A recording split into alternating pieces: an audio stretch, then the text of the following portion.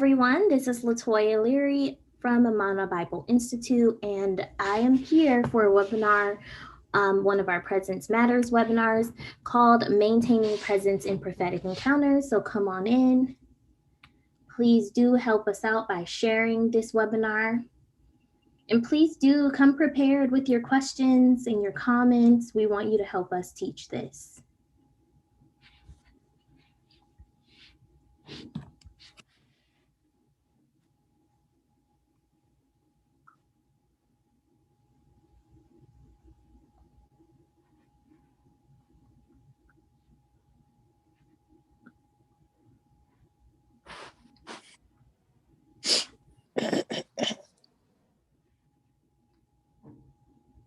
Just sharing to our pages. Please help us out by also sharing.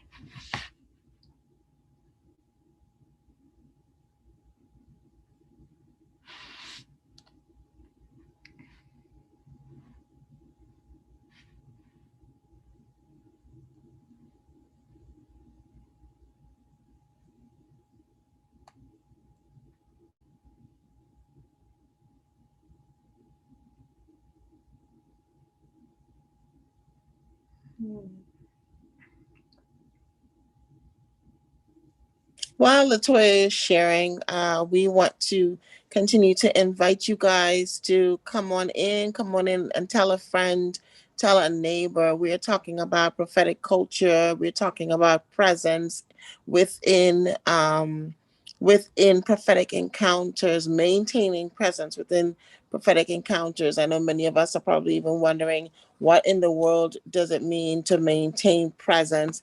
And what do we mean by prophetic encounters? So we're going to get right into some of those questions that you might have.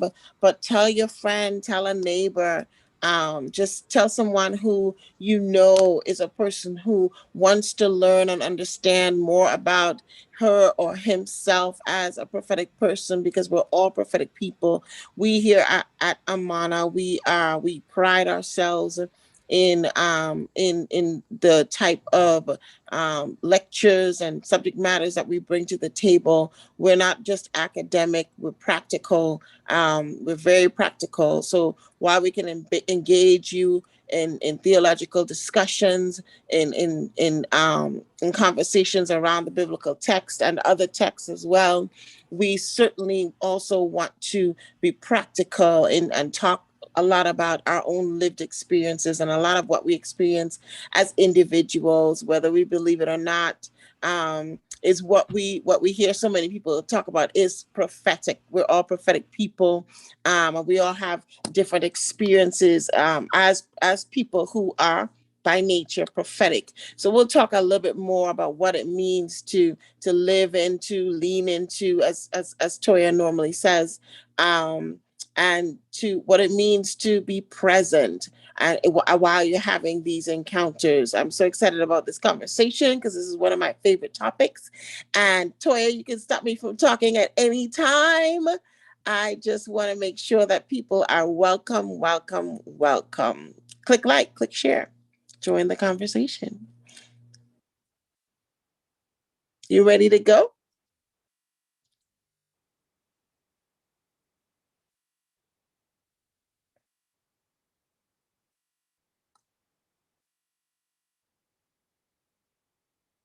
We can't hear you at all. Like, I don't know if you're on mute, but if you're talking, I can't. No, I'm here. I don't have my iPad today, so I needed to pull up our YouTube page elsewhere for comments. Okay, so yeah, I'm ready.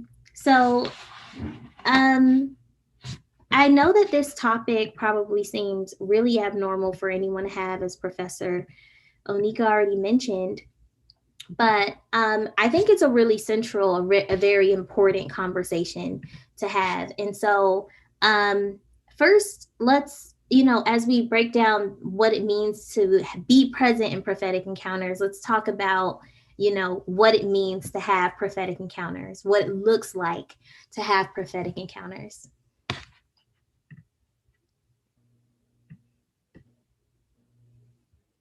So, anyone out there have any thoughts? Professor Onika, do you want to share what it might look like? I guess I can. Absolutely. So, prophetic encounters. I mean, if they can just be about just anything, right? I know in one of the groups that we belong in, we've been talking a lot about, or we've been sharing a lot around dreams. And I know myself. I'm a dreamer by initiation. Let me say that in terms of my relationship with the Lord, a lot of that came through my dream world, right?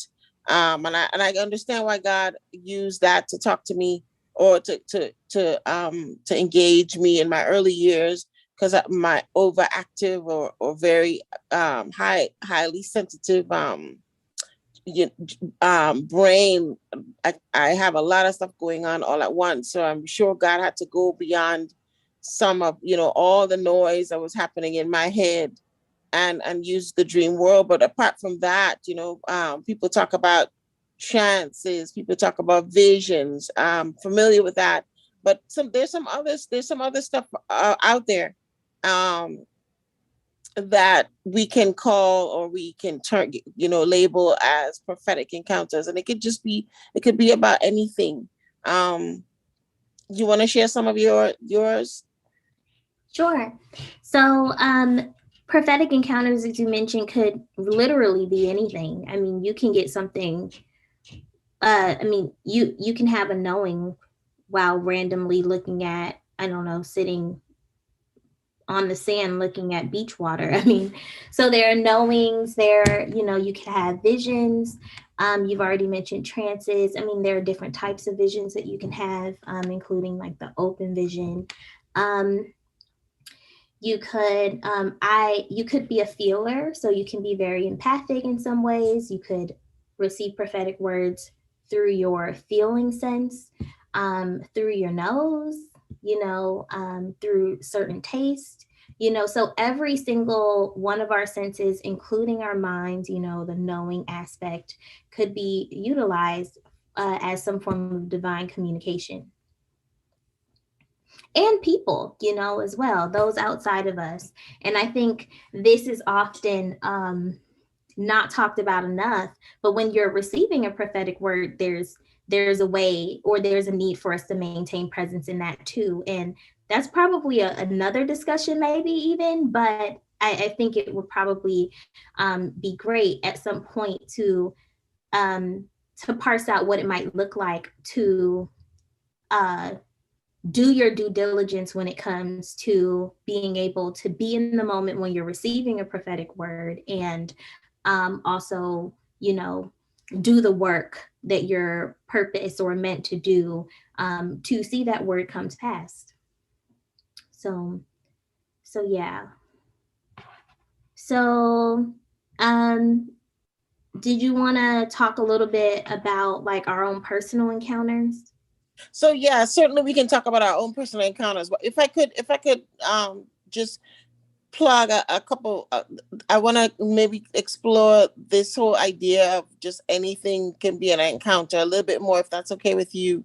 Sure. When you talked about it just being anything, and I feel the need to kind of talk to say that creation, all of creation, anything happening in creation, can afford us a prophetic encounter, so to speak. You started off by saying that you can be near the water, and I thought that was so important for us to hear, because a lot of times we discount, or we don't look for encounters in things like that. Whenever I sit near large bodies of moving water, so it has to be the ocean. Hey, little guy, welcome to our conversation. Hi. Say hi to the people. Say hi. Say hi to Are the you world.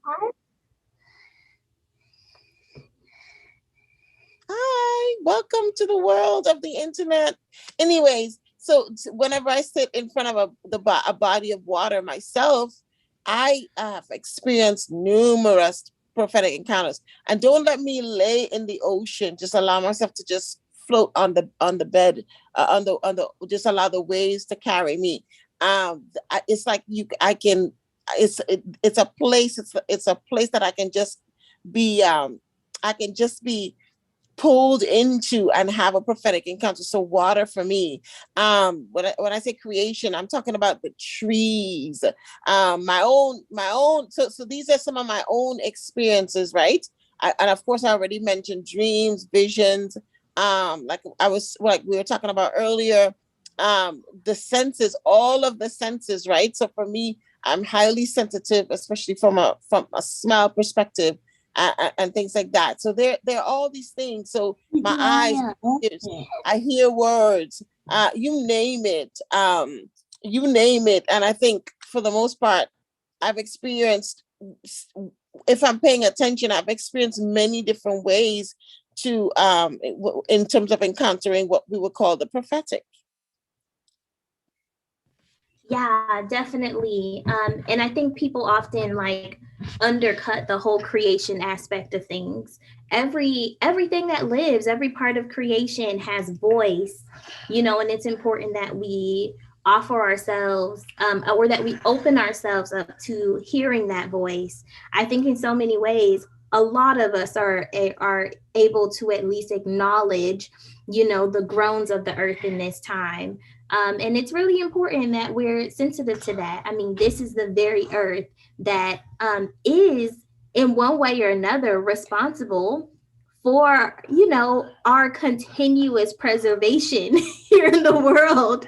We would be nothing without it, and I know people will be like, we'd be nothing without God. Yes, but God has created humanity to work as partners with the earth for the sake of its own preservation and for the sake of the preservation of the earth and all of the things that live in it. We are partners with it, and we have to learn to, you know, hear its voice. Sorry, my nephew is noticing that he's on television, and so he is seeing himself in two screens and is freaking out right now. But but yes, so my personal prophetic encounters, I um I have visions, I have dreams, I have lots of knowings, but I'm also a feeler. I'm very empathic. I feel things, and just fairly sensitive overall. And I guess you'll kind of see that come out of, the ways that I need to work on maintaining presence in the world, or while I'm in prophetic encounters. And oftentimes that requires that I'm also equally present in the world. So we'll talk a little bit more about that a little later, or actually, let's talk about it now, as we think about what it might mean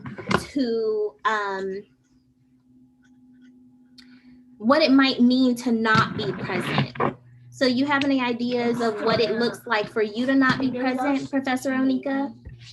Well, I have I have some ways of not being present that, that I guess people would probably not even think about, in terms of, as if it is I'm not being present. So, um, are you there, or did we get disconnected? I'm here. Oh, okay. Yeah. So for me, when I think about not being present, I think about especially my ability to disconnect. Um from situations, from people. So I'm very sensitive when it comes. I'm empathic as well. So I'm very sensitive when it comes to taste, smell, all kinds of different things. But I'm also very sensitive from an emotional perspective and feeling other people's pains, etc. But I've also learned over the years how to disconnect that. So I manage I like to call it manage. I don't know. Some people might say I'm selfish with my gift or whatever that is, but because of how sensitive I am, I manage what I allow to connect with me, or what I allow myself to hear, to feel, Sometimes I don't have total control over some of the things that I feel or see or hear, that kind of stuff. But with those places where I find that I can control it, I restrict that.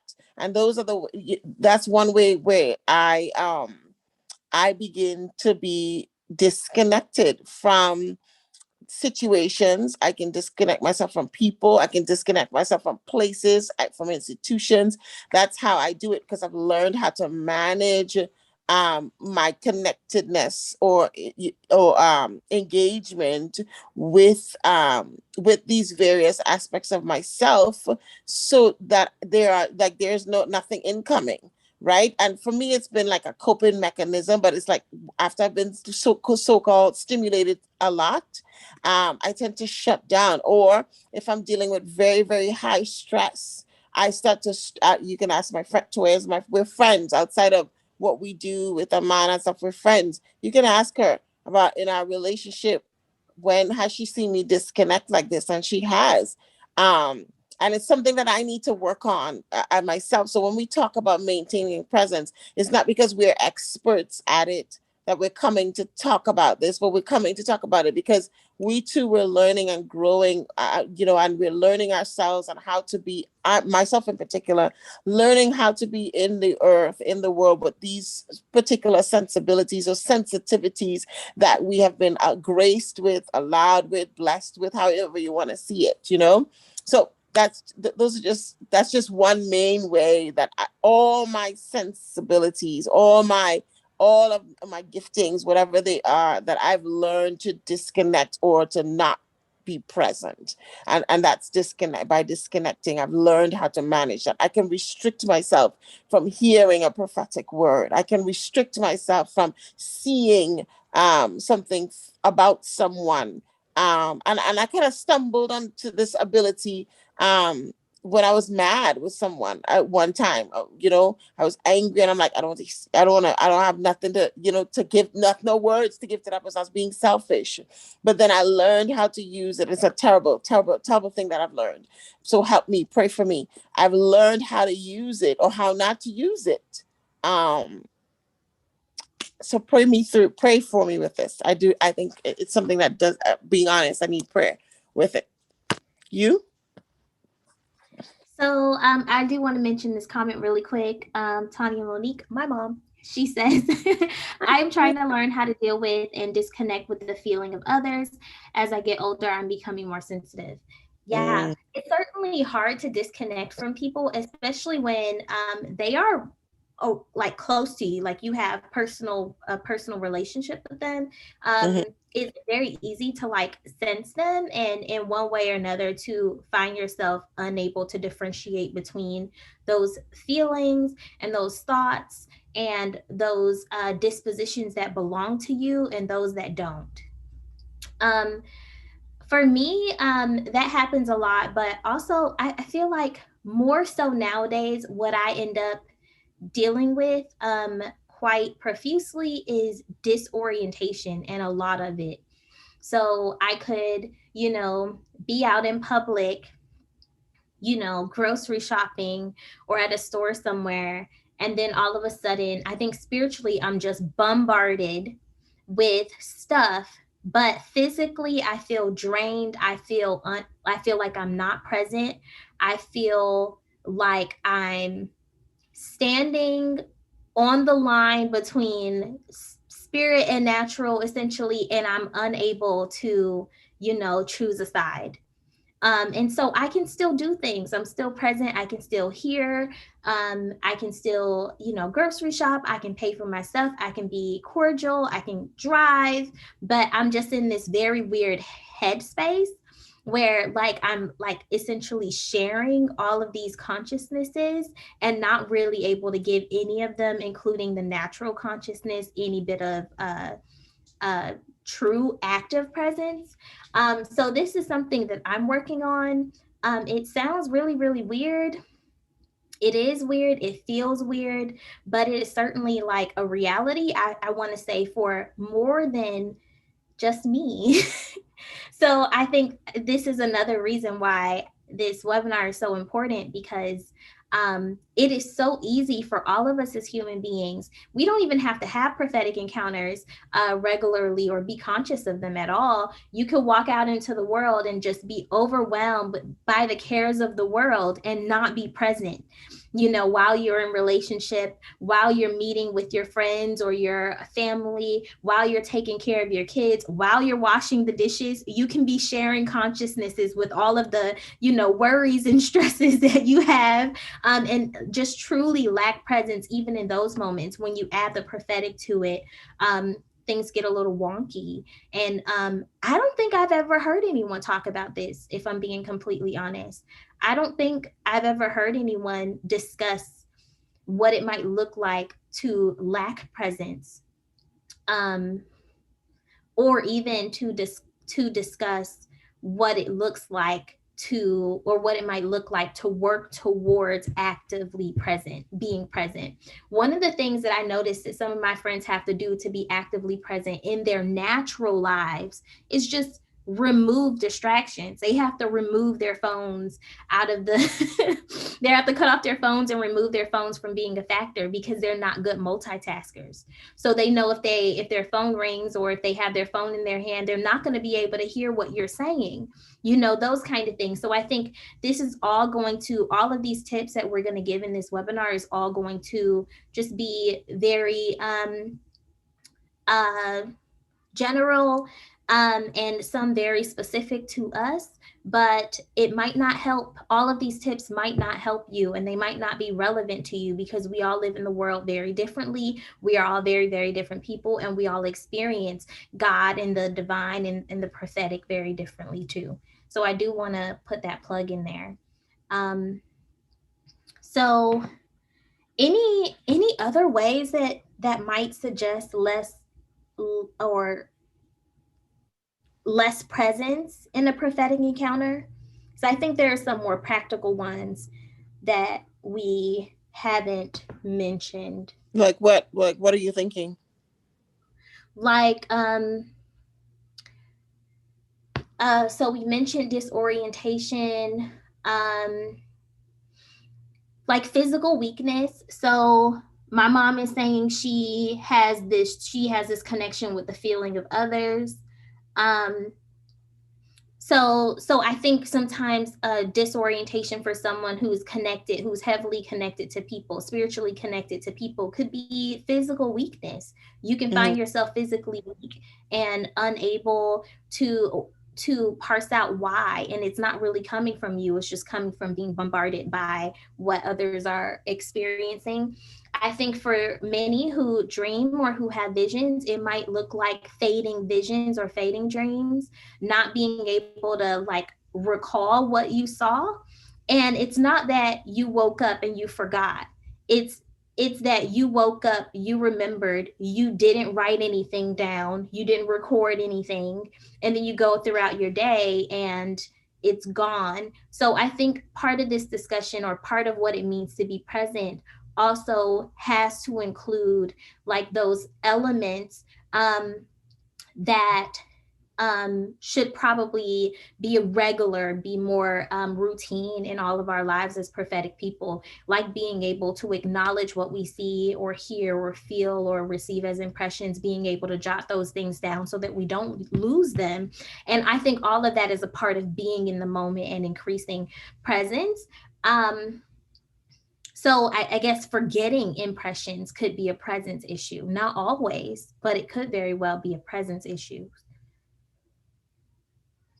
I think you're right, to some extent, and I'm still thinking about the disorientation piece, because a lot of times I feel like we're unable to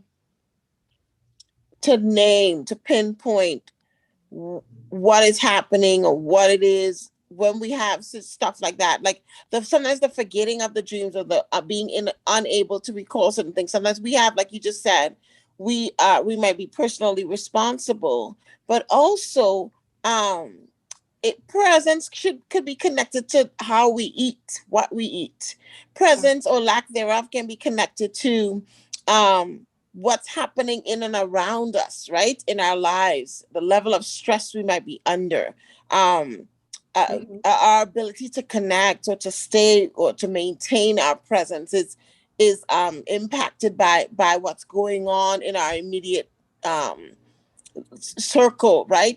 Whether it be in our family or things like that. Those are some of the things I'm thinking about. I'm thinking about the disorientation piece, because I'm trying to think about my own self. What does that look like? Because what I'm learning today, and as we were talking before, is that it seems that there are layers under these various things that we're talking about. And when I say layers, I mean there are layers to disorientation. For me, so for you, you talked about your levels of disorientation. For me, disorientation looks like it looks like some level of anxiety being in the midst of a lot of people, crowds and stuff. For me, that's too much stimulation. I can take certain things only in doses, right? Um, and so a lot of people being around me, the way that I cope with this, like I said, I learned how to disconnect. The way that I cope with the stimulation is I find a solitary space. If I'm in a group of people, I find a solitary space where I'm a little bit away from that crowd, and I begin to disengage. I allow myself to be distracted by something else so that I don't have to engage with what's happening in that particular moment. Because that stuff brings on anxiety for me when it's a whole lot of stuff happening or you're getting a whole lot of different things. It can seem it can make you think twice about your own sanity, so to speak.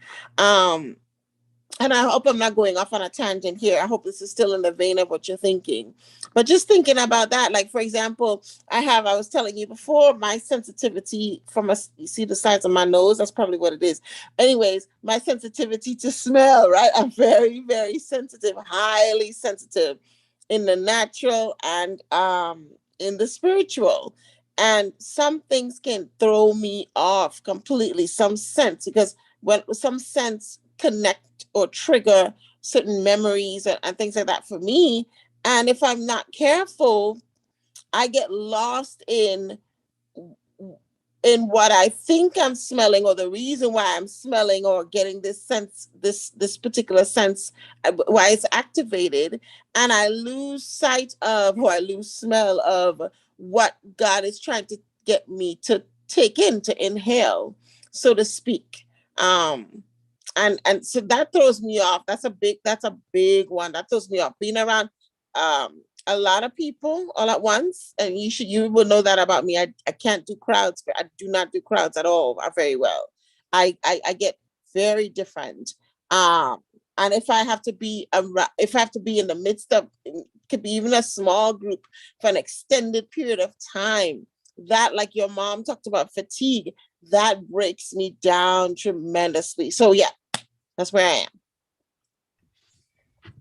Yeah, that's really good, Professor Onika. One of the things that it brought out, like for me at least in thought, one of the things that create for me disorientation outside of the whole feeling of disorientation and the mental and the physical effects of disorientation, sometimes it's like being, or it depends on which sense is active, but this could happen with vision or with like hearing, where you could be in a, it's essentially like you're in a room full of noise or full of things to see, and nothing is clear, like it's a blur, but there are all of these sounds, there are all of these things, and I think that in itself can be disorienting as well. What I often find myself doing when I feel that way is I have started to learn how to almost tune into just one of those sounds or one of those images, almost like utilizing, I don't know, my sense as if it's like the lens of a camera, focusing in on one thing, pulling out, focusing in on another thing, pulling out kind of thing. And that's kind of actually been a lot more helpful. Another thing that I do, especially because all of this stuff is happening while I'm somewhere else. I could be in church, I could be in the grocery store, I could be somewhere else. Writing. So I often have a tablet with me, especially when I'm in church, and I have one side of my tablet or the sheet on my tablet dedicated to whatever notes I have for what's actually happening in the service. And then the other side, which is often a larger side of the paper, dedicated to whatever I'm sensing. And that helps me to be in the moment too. So it might look like I'm doodling or drawing in church or something of that nature. Sometimes I am drawing, but it's definitely relevant drawing. And essentially I'm trying to maintain active presence while being in that space by just simply jotting down whatever I'm feeling, sensing, whatever I'm receiving as far as impressions, and also jotting down what I might be hearing the preacher saying. And that's been really, really helpful for a few years. Sometimes it's a little out of control though. I'll acknowledge, like, my notes for what I'm sensing are always like 75% um, the page. And so I probably need to work on balancing that out a little bit more. But yeah, that's been amazingly helpful for me. Mm-hmm. That's good.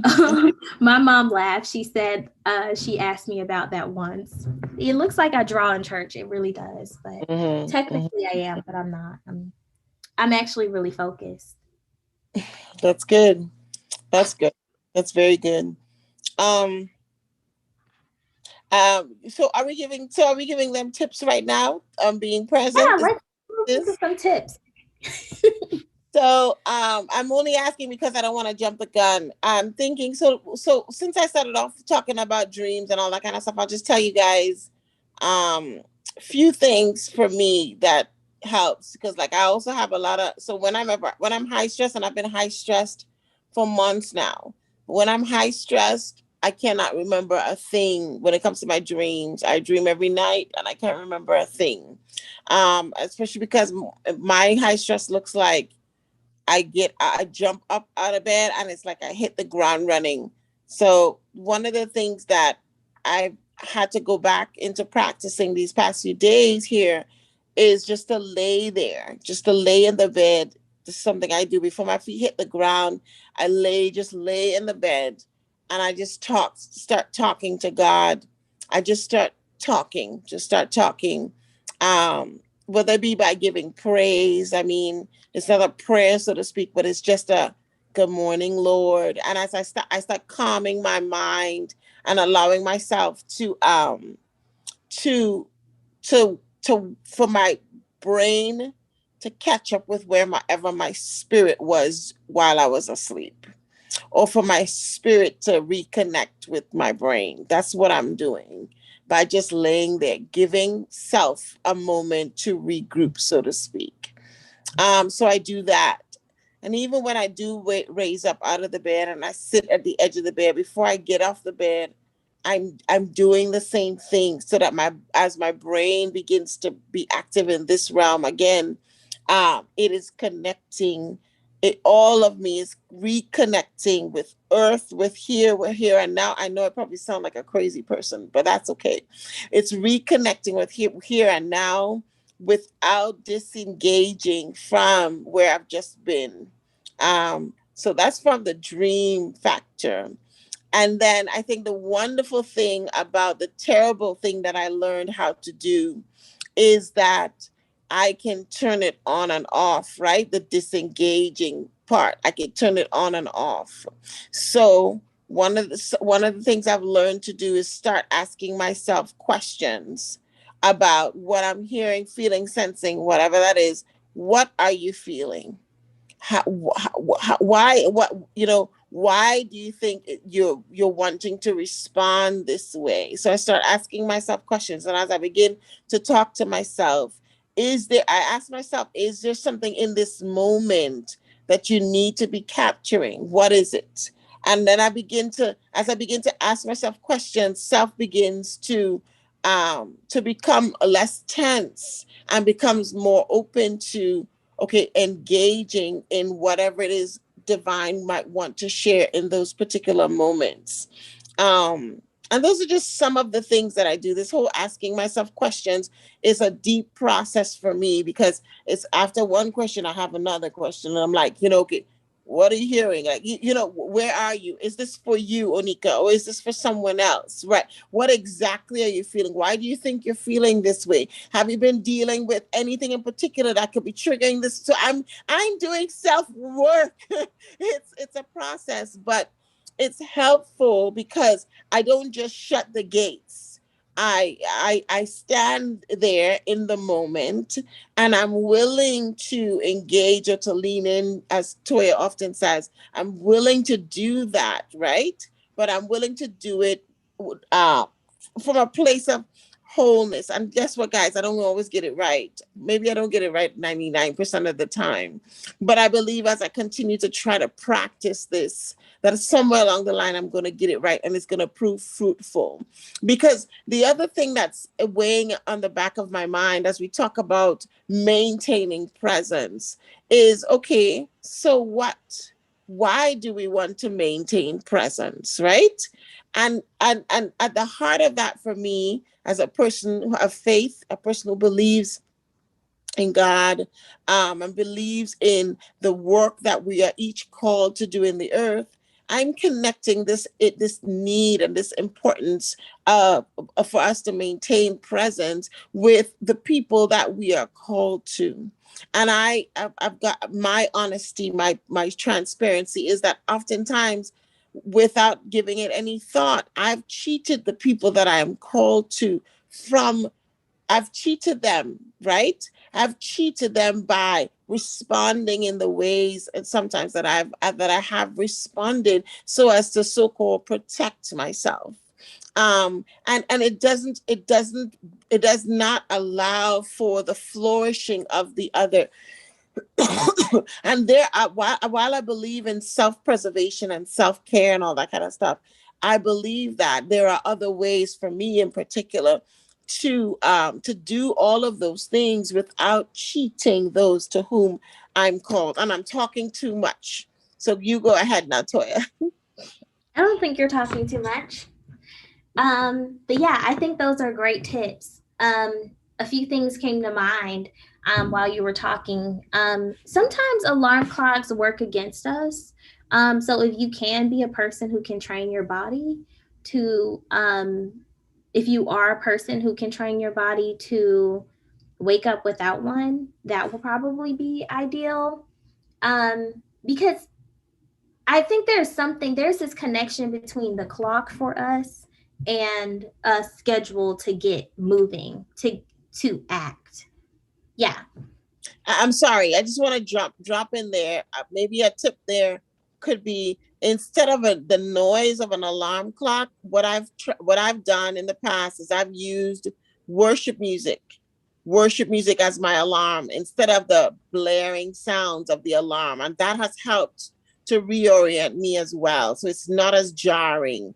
You got to get the ones, like for me, I will have a song for the month or for the day or whatever it is that is connecting me at light speeds with where I need to be connected. That's the kind of thing that I would use at my bedside to be my wake up call, because my spirit is already in tune with that thing. And so my spirit self is going to respond well to it. It's not going to be alarmed. It's not going to be frightened or become anxious and that kind of stuff. But it's going to just have like a natural how should I say it? A natural response, or a waking response that allows me to maintain presence. But there you go. I'm not trying to hog the space. Go ahead. Sorry. You're not hogging the space. But yeah, I think that's a good tip. I also, my alarm clock is also music. And it is helpful. But yes, oftentimes I think what a lot of us might actually realize is that when we just rashly get up, we increase the chance of us like forgetting, losing every bit of everything that we might have saw or experienced or felt. But I think another tip um would be to capture the prophetic moment um well. So many people will write their dreams, write their visions, write the things that they're hearing, but they're doing this in ways that are not as effective. They're not writing everything. You need to record what you're feeling, what you're thinking in the moment, any prophetic impressions while in the impression, because these prophetic impressions don't exist alone. You can have dreams while in dreams, visions while in visions, you know that whole thing, being able to record that, being able to record any knowings that you might have had while in those prophetic encounters is important. Recording what you were thinking, how you are feeling upon waking, even upon sleeping. And sometimes being able to record any bit of consciousness that you might have had about what you prayed about before you went into that dream, could be helpful. Recording multiple dreams. Sometimes we have, 10 or so dreams. We only record two, but you remember five. Record all five. There might be a connection between all five. And so I think being able to capture the moment in how we record and how we allow our prophetic encounters to live outside of being in them is all about maintaining presence. And of course, doing your due diligence, praying about what you see, doing what God expects you to do with them, whether it is recording it in some kind of, written journal that eventually gets published, or whether it is being more vocal and talking to people about what you're seeing. And sometimes, a part of, or a portion, and this is not just a part of capturing, the moment, but also a part of gleaning from the moment, which I think is also essential to presence. Making sure that you're in a position to actually think through the work of interpreting, whether it is a dream or vision, decoding the language, of your prophetic encounter. And sometimes being able to say things aloud is all you need. It kind of adds to the experience. You get more clarity. And sometimes having people around you that you trust who can act as a great sounding board is great as well, for that. Helping you in one way or another to not just stay in the moment, but to glean as much as you can from what you experience in that time. Yes. You're on mute, are you? Yes, I am. Sorry. I'm jumping in again. So you talked about having somebody as a sounding board. So this is, I think that's a critical thing. Or like, actually, it's been critical for me because I tell you all the time. So I can forget a dream as well, or I can be stumped when it comes to the interpretation of a thing, right?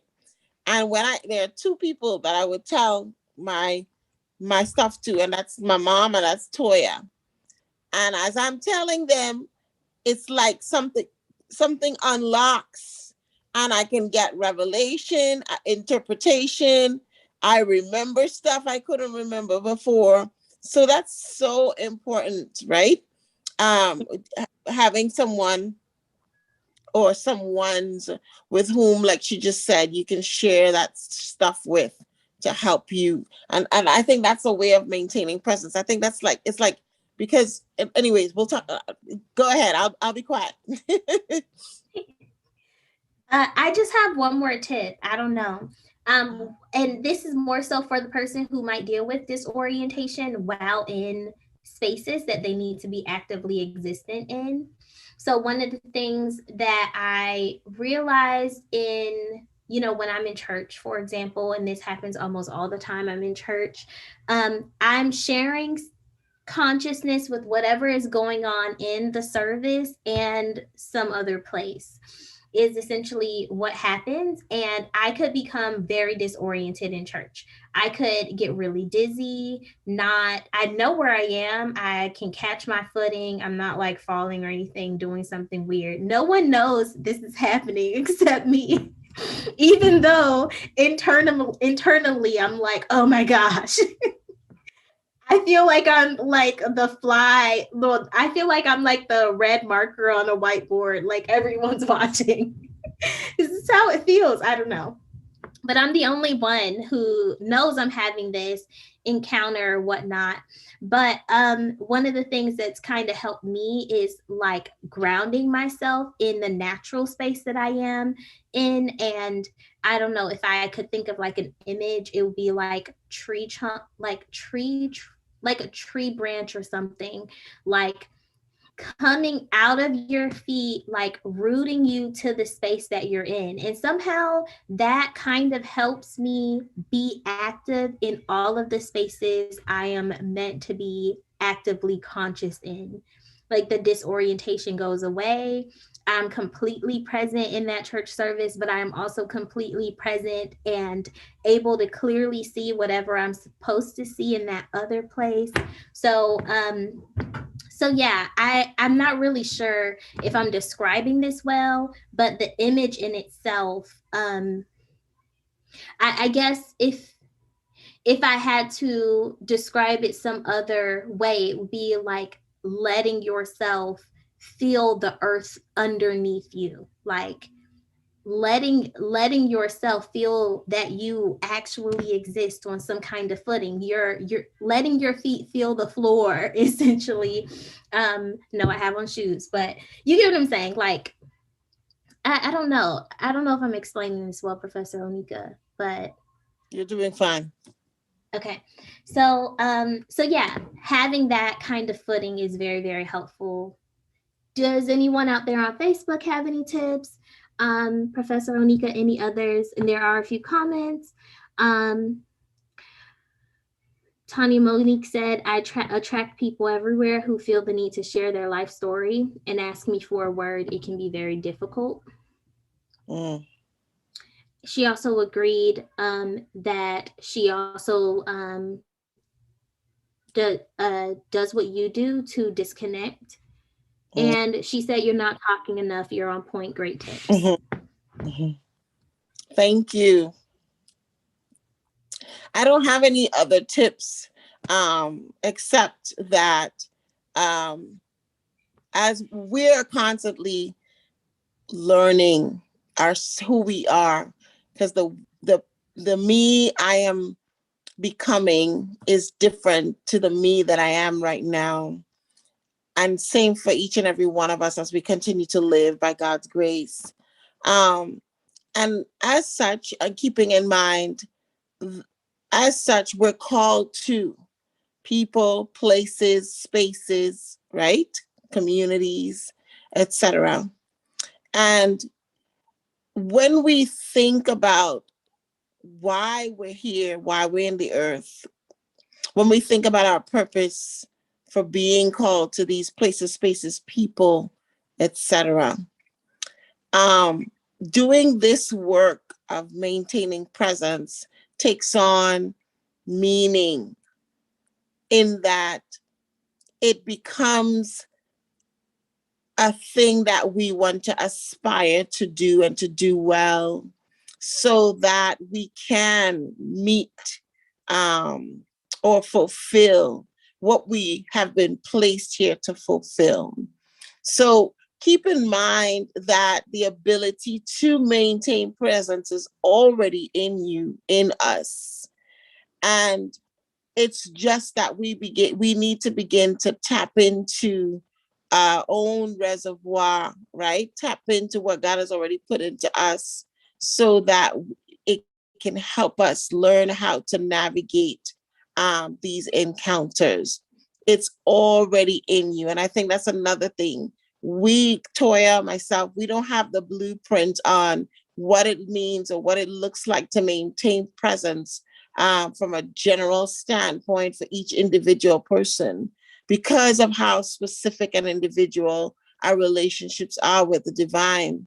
because of how specific the language that we speak, or the language that God uses to speak to us, is specific, unique to each and every one of us. We have to develop our way of responding to these encounters. And it's already in us. God has given us the tools to do so. So it's my encouragement at the end of this session for all of us is to enjoy the journey of learning, right? Or enjoy the journey of re-engaging. For those of us like myself who've learned how to disconnect, who've learned how to master the disconnect, how about we take dust off our shoes, get that gift up from the top shelf, and we begin to think about ways of re-engaging these gifts that God has given us, right? And learn how to maintain presence in ways that it doesn't violate who we are as individuals, doesn't violate our own sensibilities, where it becomes crippling, but in ways that we begin to be able to pour out and not feel drained. So there are ways we can do that because God has already given us those tools. And the journey of learning of how to do that should be a remarkable one, a light-hearted one, one that encourages us to continue to pursue it. So that's all I have. I don't have any more tips because I'm still working through my own idiosyncrasies. But I am so blessed to be able to do just that, because it means I'm still here in the land of the living. And it means that I still have people, places, spaces, and things that I'm called to and to do. And that makes it all the more important for me to maintain my presence in the midst of prophetic encounters. I love it, Professor Onika. That was so good. I think it's often the case that, we all have our own personal relationship with God, and that is so very important. God will teach you who you are as you learn who God is, and that's going to be a growing and an ever it's going to be like an eternal process. It's not something that you ever really capture, and God will teach you how to maintain active presence as well, and of the importance of your presence. For me, it's been often, I've been in this space where I've been kind of required to choose to stay in encounters because I can leave them really quick, a lot of the times, but choosing to stay just seems to be, like the place that I need to grow to. So I totally agree, totally get it, and I think that was great. So it is 10 o'clock, or 10:07 to be exact. I know we started a little bit late today, but I do want to let you guys know what's going on with the Mana Bible Institute. So I'm going to just go ahead and point you towards our website. We do have new classes that are available for you. But before I discuss a new class, I do want to discuss a class that will begin in about an hour. It's called Bible Language Tools Online Resources. It is a class that helps you deepen your biblical study. It is absolutely free of charge, 4 weeks, 1 hour every Saturday in real time. So I get to invite you to a classroom, kind of like a Zoom classroom, but we're actually using Google Classrooms this time around, and a course site where you will have the opportunity to chat with others and to engage in discussions on how to deepen your biblical study using free online tools. This means we're going to talk about translations. That's what we're talking about today. We're going to talk about word studies. We're going to talk about context because it matters. And you guys are going to be gifted with 2 free chapters from a book that I'm writing on deepening biblical study, and it should be out soon. So, if you are interested in that, please do register. It's free of charge. You can just come to our website here, monobibleinstitute.org, click on, or .net, both work. Click on course registration, and you'll see it right here on the first row. The last day to register for this course is today, closes at 11 a.m. So when class starts today, I will not allow any more registration for this course. Though, let me let you know, we are offering this course again. We are offering this course again in October. So we're going to keep offering this free course and give you guys a chance to take it.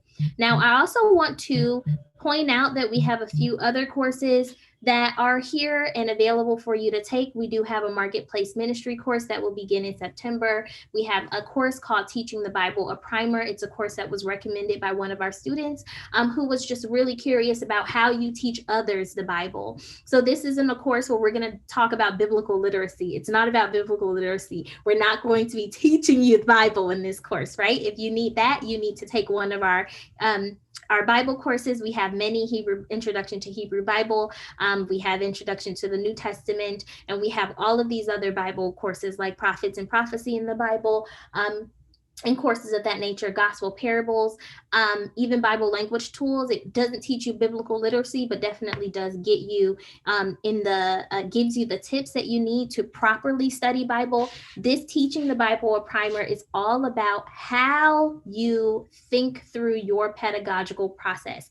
How do you teach Bible to a diverse audience? How do you teach Bible to your target audience? Your target audience might be, new believers who know nothing about God and the Bible. Your target audience might be a group of people who are completely conscious of the tensions that the Bible has within it. How do you teach that? So we're going to talk about that in September. And last but not least, in September, we're also going to be offering the Biblical Languages Primer. The Biblical Languages Primer is a very central course for our biblical languages because we're going to be offering Greek in October. I'm going to be teaching that, but the biblical languages primer course will help you get a head start in that course. We're going to teach you the alphabet for Hebrew and Greek, and we're going to teach you how language works so that you can have an idea of not only what language you want to start with, but also have a little bit of a foundation to go into these language courses successful. Now, you don't have to take this primer to enroll in a language course with us, but it is highly recommended. Because the language courses, you learn the language in 2 semesters of 8-week courses. So 2 8-week courses. It's fast.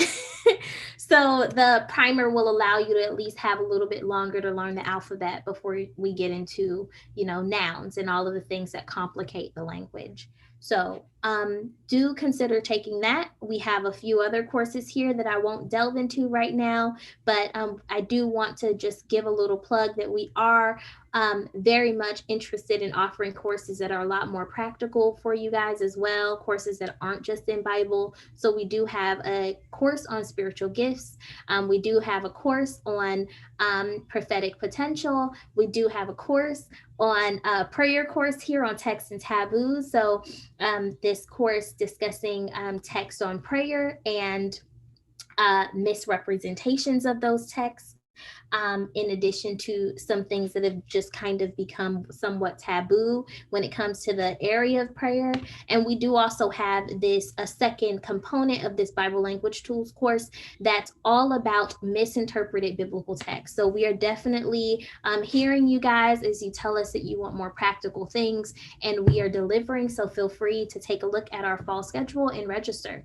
We also have a few fall webinars coming up. I do want to explain this a little bit because we're doing something different here. With our webinars, we are offering both live webinars and replays. So our replays, however, we're going to allow you to watch the video in your own time whenever you want. But we're going to be here from 10 to 10:30 on Saturdays, the Saturday of the replay, to have a personal conversation with you.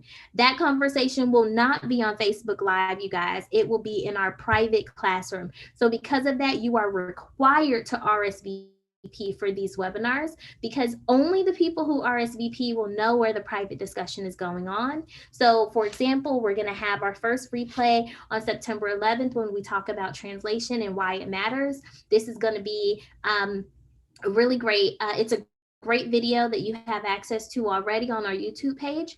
But if you have questions, especially those questions that you don't want anyone to know that you have, those questions that have answers that could be quite not contradictory, quite conflicting, for you, come ask those questions.